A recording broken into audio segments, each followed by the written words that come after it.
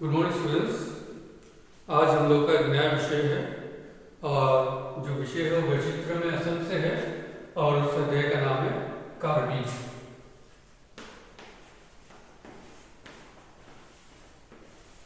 कार्बी कार्बी असम की प्रमुख जनजाति है।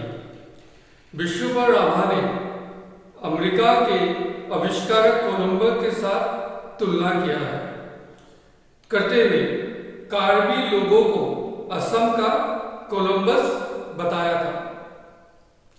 इस कथन का तर्क के साथ समर्थन कोलकाता के मशहूर इतिहासकार सुनीति कुमार चट्टोपाध्याय ने किया था। सुनीति कुमार चट्टोपाध्याय ने किया था, तो हम इसका नाम दे सकते हैं। और इसके बाद आता है निवास अंचल। असम के मध्य में स्थित कार्बी आंगलोंग और पश्चिमी कार्बी आंगलोंग में कार्बी लोग मुख्य रूप से रहते थे। दोनों इलाकों को मिलाकर कार्बी आंगलोंग स्वायत्त परिषद का गठन किया गया था। इसमें 26 निर्वासित सदस्य और 4 मनोनीत सदस्य हैं, जबकि कुल सीटें 30 हैं। इसका क्षेत्रफल 10,343 वर्ग किलोमीटर है। इसके अलावा शोनितपुर, विश्वनाथ, लखीमपुर, कामरूप, सोनपुर, सोनापुर आदि स्थानों पर भी कार्बी लोग रहते हैं। मणिपुर, नागालैंड, मेघालय, अरुणाचल आदि राज्यों में भी कार्बी लोग बसे हुए हैं। वेशभूषा, इन लोगों की वेशभूषा क्या है?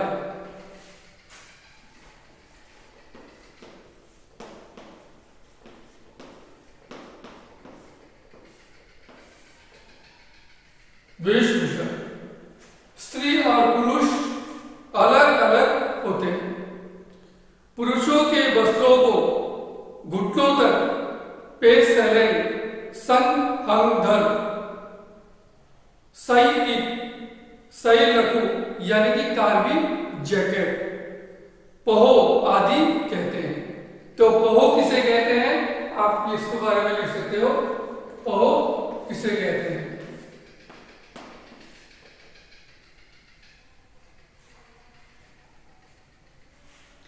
आदि कहते हैं, यानी कार्बी जैकेट को पहो कहते हैं। आजकल कार्बी जैकेट को सई हमदर कहते हैं। आजकल, पहले कहते थे, आजकल सई हमदर कहते हैं। पहो कार्बी मफलर जो कि 4-5 इंच चौड़ा और लगभग 5-6 फीट लंबा होता है। इसके दोनों सिरे पर विभिन्न रंगों के फूल बनाए गए हैं। ठीक है, तो स्त्री और पुरुष की वेशभूषा के बारे में हम लोगों ने अभी जाना। सेपाल आबू, सेपाल आबू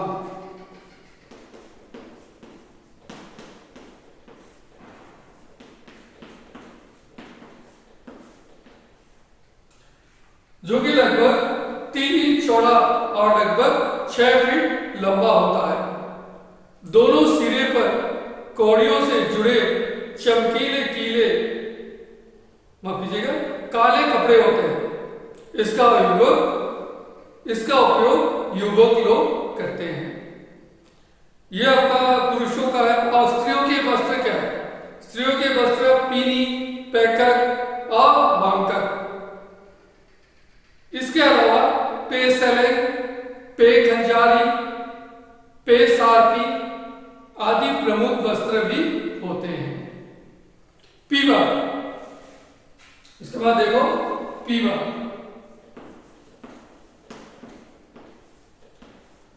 जबकि पीवा ये 1.5 फीट से 2 फीट चौड़ा और 6 फीट लंबा होता है। दोनों सिरे पर कौड़ियों से जुड़े चमकीले काले कपड़े होते हैं। महिलाएं इसमें बच्चों को रखकर साथ ले जाती है। लंबा चौड़ा वस्त्र होता है जो कि महिला उस कपड़े के साथ अपने बच्चों को लेकर अपना घरेलू काम या बाहरी काम भी करते हैं। आभूषण, इन लोगों यानी कार्बी लोगों के आभूषण क्या है?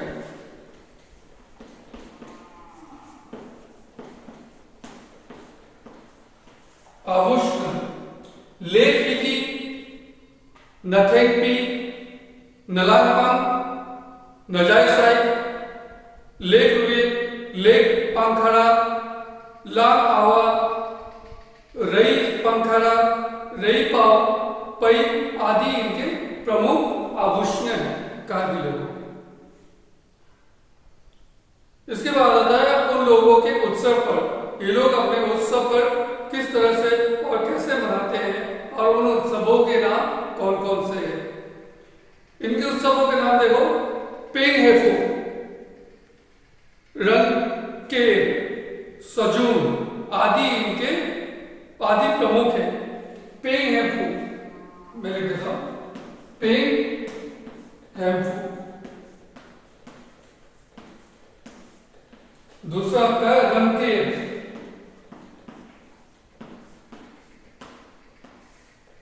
और तीसरा सजून। ये तीन उत्सव इनके प्रमुख है।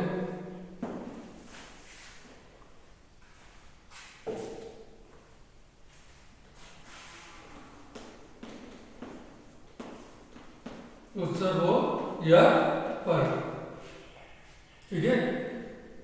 इस उत्सव में आमतौर पर 3 पूजाएं होती है। जो ही उत्सव है आमतौर पर साधारण तौर पर 3 पूजाएं लोग आयोजित करते हैं। रिकांगलोंग, बुइसम और पेंग। साल की शुरुआत में ही ये उत्सव होता है ताकि साल भर किसी तरह का कोई अमंगल ना हो, यानी घर में सुख शांति बना रहे, किसी तरह का कोई मुसीबत किसी के ऊपर ना आए।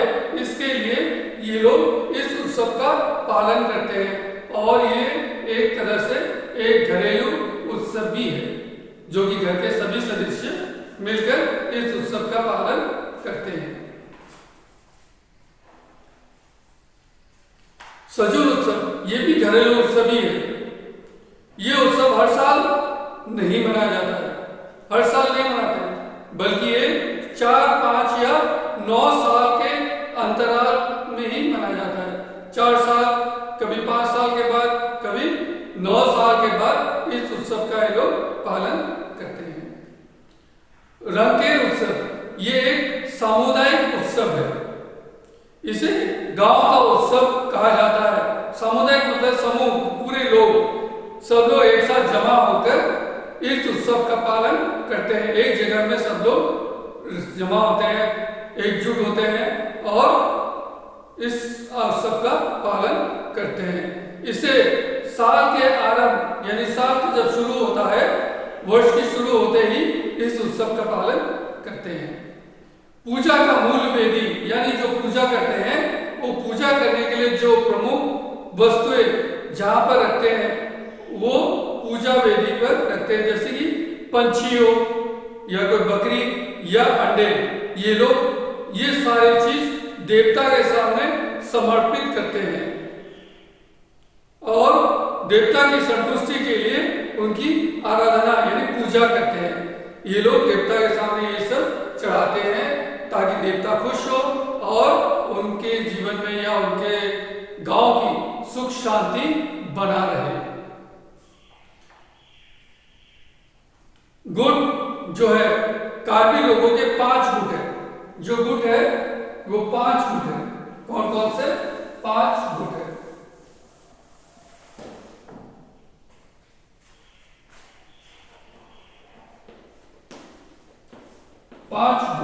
कौन कौन से है? तिमू, पहला है आपका तिमू। उसके बाद आता है टेरन, एक और है टेरान,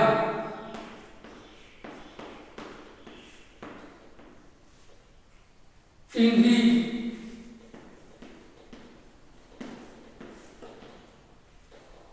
इंटी,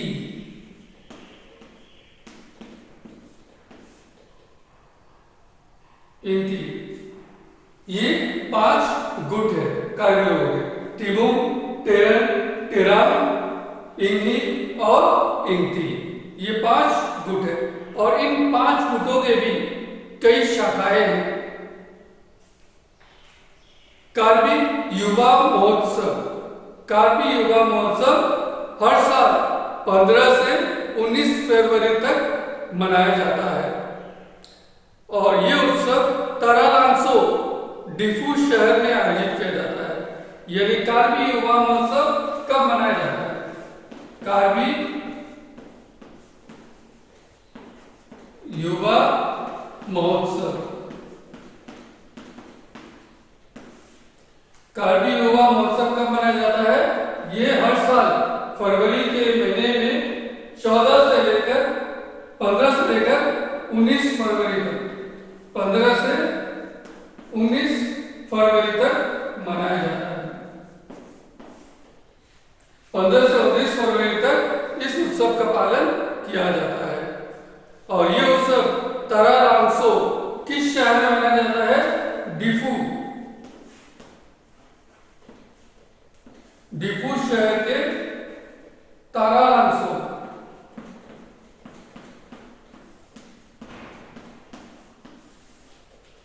तारालांसो शहर में इस उत्सव का आयोजन किया जाता है और उसी जगह पर ही मनाया जाता है।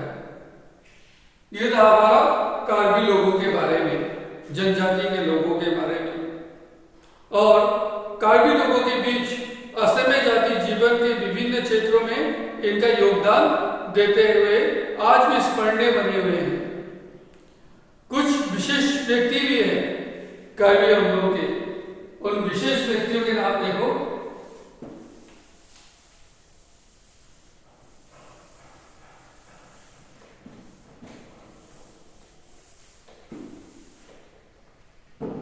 विशेष व्यक्ति सैमसन सिंह इंटी,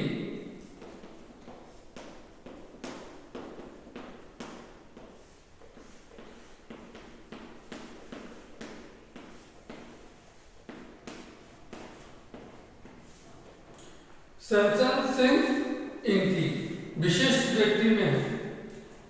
वे काव्य अंगों के स्वप्नद्रष्टा और रूपकार माने जाते हैं। किन्हें? सैमसन सिंह इंटी को। उनका जन्म यानी इनका जन्म कब हुआ?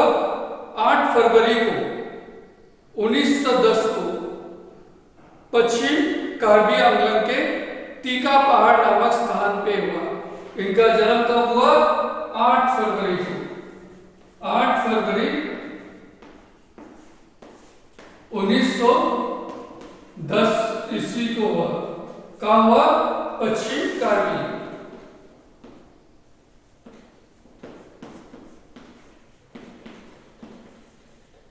पश्चिम कार्बी के टीका पहाड़ नामक स्थान में।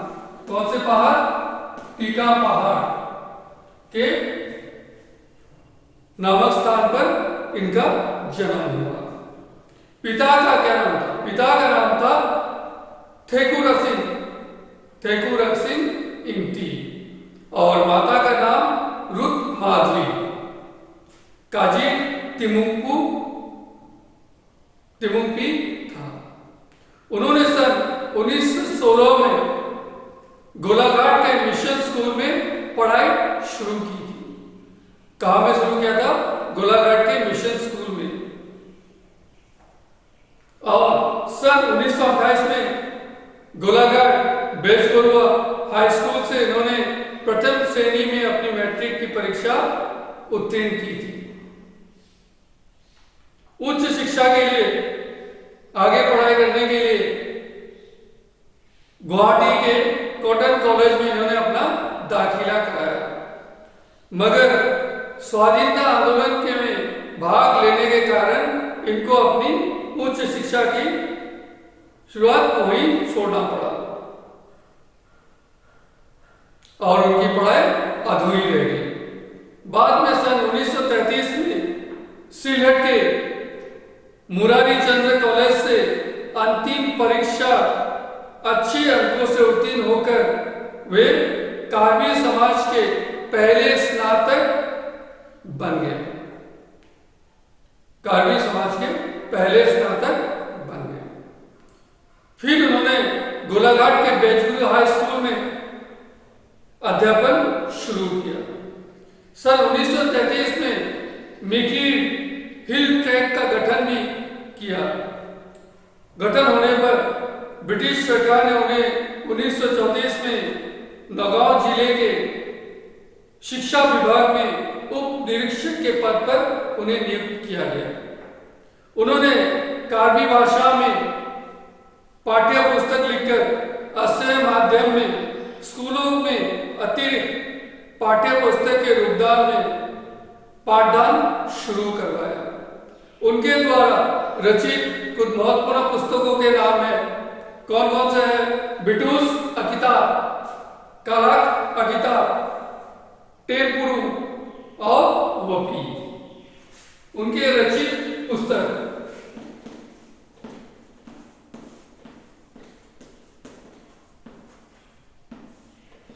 उनके द्वारा रचित पुस्तकों के नाम है बिटूस अकिता,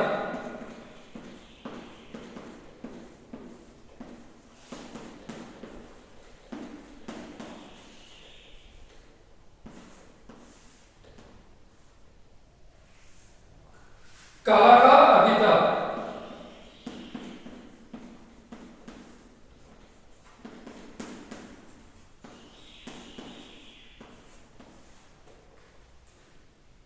टेपुरु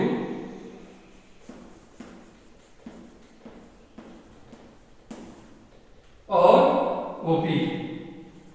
टेपुरु और क्या है? वोपी। ये इनके द्वारा रचित कुछ महत्वपूर्ण पुस्तकों के नाम हैं।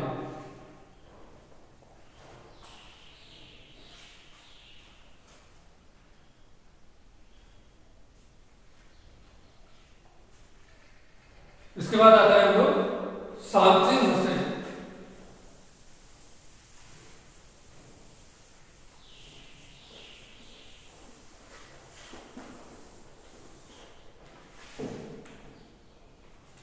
सामसिंग हुसैन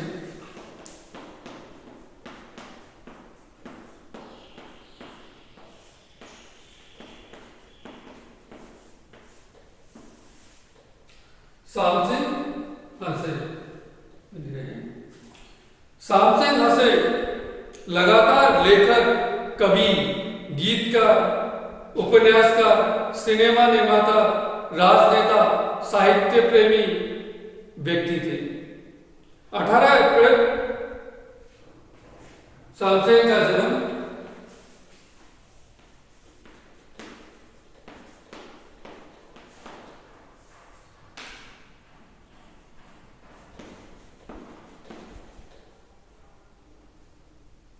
1948 को इनका जन्म हुआ। 18 अप्रैल 1948 को उनका जन्म का हुआ नौगांव जिले में सरूघाट मौजा के अंतर्गत पंडित घाट या आइटले गांव में इनका जन्म हुआ। कब हुआ? 18 अप्रैल 1940 में। उनके पिता का नाम जय सिंह हसे और माता का नाम काएट टेरनपी था। इनके पिता का नाम जय सिंह हसे और माता का नाम काएट टेरनपी था। जब वे छोटे थे तब उनके परिवार हमक्राम नामक स्थान पर आकर बस गए। हमक्राम प्राथमिक विद्यालय में इनकी शिक्षा शुरू हुई। बाद में उन्होंने टीका मध्य अंग्रेजी विद्यालय और कानपुर मध्य अंग्रेजी विद्यालय में अपनी पढ़ाई शुरू की। उन्होंने डिफू सरकारी विद्यालय में दाखिला भी लिया, मगर प्रवेशिका परीक्षा उत्तीर्ण नहीं कर पाने पर वे सेना में भर्ती हो गए। 3 साल बाद नौकरी से जब उन्होंने इस्तीफा देकर सन 1967 में बेटा लांगसू उच्च अंग्रेजी विद्यालय से मैट्रिक की परीक्षा उन्होंने उत्तीर्ण की। सन 1973 में उन्होंने स्नातक की डिग्री भी हासिल की। भाषा साहित्य के विकास के लिए उन्होंने कार्बी और असमिया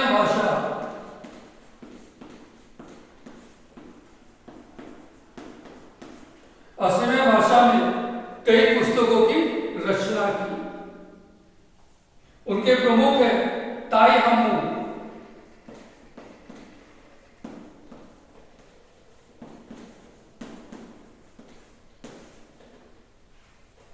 कार्बी प्रणय गीत,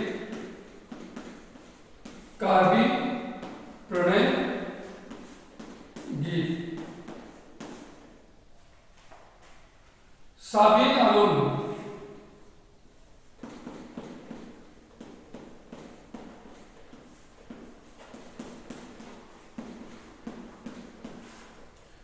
आलोन, यानी कि कार्बी रामायण।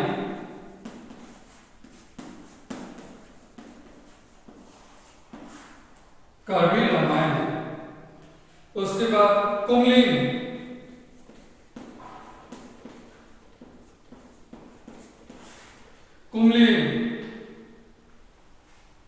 रोमिर एमटू,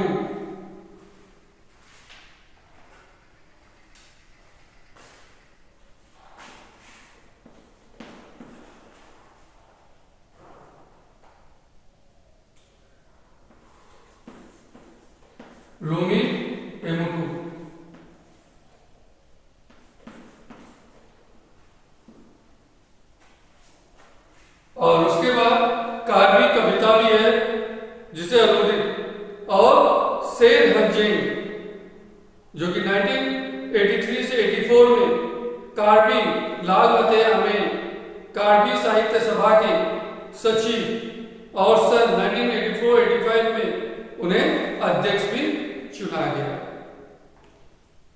1985 में विधानसभा चुनाव में डिपू सीट से विजय होकर वो कैबिनेट मंत्री बन गए। 13 फरवरी 1998 को उनका देहांत हो गया। कार्बी भाषा साहित्य के साधक और एक पथ प्रदर्शक के रूप में उनको हमेशा याद किया जाता है। धन्यवाद।